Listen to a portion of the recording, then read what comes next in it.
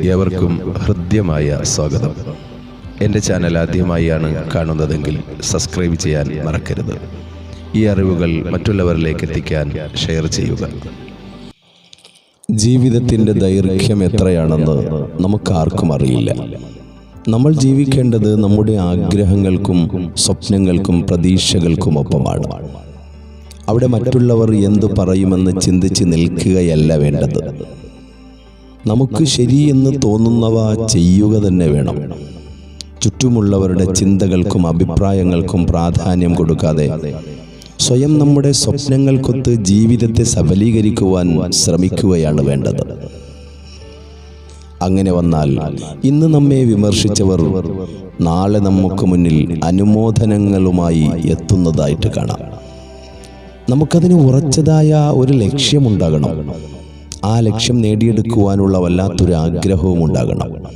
ആത്മവിശ്വാസവും സ്വയം അർപ്പണവും ഉണ്ടാകണം. എങ്കിൽ ജീവിത വിജയം നമ്മുടെ കൈക്കുള്ളിലായിരിക്കും. നമ്മുടെ ചിന്തകൾക്കെപ്പോഴും ചന്തമുണ്ടാകണം. ചിന്തകൾ മനുഷ്യനിൽ ചെലുത്തുന്ന സ്വാധീനം വളരെ വലുതാണ്. ചില ചിന്തകൾ നമ്മളെ താഴ്ത്തുകയും ചിലത് നമ്മളെ ഉയർത്തുകയും ചെയ്യും.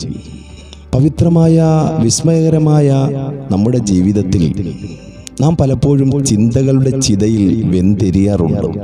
എന്നാൽ ജീവിതം സുഖകരമായി മുന്നോട്ടു പോകാൻ അനാവശ്യ ചിന്തകൾ വെടിയുക തന്നെ, ഉപേക്ഷിക്കുക തന്നെ വേണം.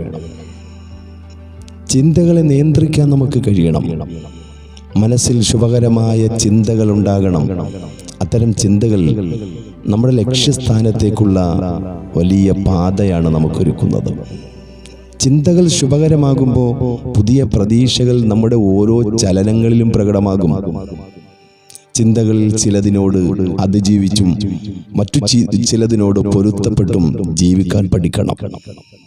നമ്മുടെ ചിന്തകളാണ് നമുക്കും നമ്മുടെ ആഗ്രഹങ്ങൾക്കും ഇടയിലുള്ള ദൂരം നിശ്ചയിക്കുന്നത്. നന്ദിയുള്ളവനായി ജീവിക്കണം. നന്ദി മാത്രമാണ് സംതൃപ്തമായ ജീവിതത്തിൻ്റെ വഴി.